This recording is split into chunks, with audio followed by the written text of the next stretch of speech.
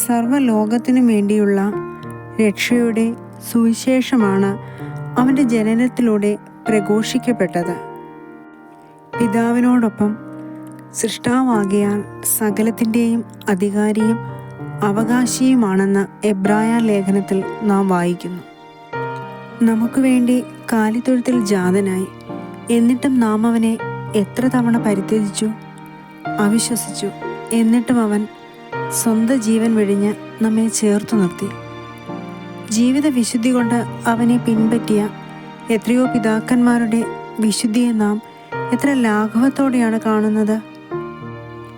വിശാലമായ ജീവിത ദർശനവും പ്രാർത്ഥന പ്രവൃത്തി മണ്ഡലങ്ങളും ഉണ്ടായിരുന്ന വിശുദ്ധന്മാരോട് നാം മധ്യസ്ഥത യാചിക്കുമ്പോൾ നമ്മുടെ ഇത്തിരി വട്ടത്തിനുള്ളിൽ നിന്നുകൊണ്ട് വല്ലാണ്ട് ചെറുതായി പോവുകയല്ലേ ചെയ്യുന്നത്. വിശുദ്ധന്മാരോടുള്ള നമ്മുടെ അപേക്ഷകൾ വല്ലാതെ വികലമായി പോയതുപോലെ അവയെ വിചിന്തനം ചെയ്ത് മുന്നോട്ട് പോകേണ്ട സമയം അതിക്രമിച്ചിരിക്കുന്നു. ഈ നോമ്പുകാലം ഇത്തിരിവട്ട അനുഭവങ്ങൾ ഉപേക്ഷിച്ച് തന്നെ പോലെ തൻ്റെ അയൽക്കാരനെയും സ്നേഹിക്കുക എന്ന വിശാലമായ ക്രിസ്തു ദർശനത്തിലൂടെ നമുക്ക് മുന്നോട്ട് പോകാം.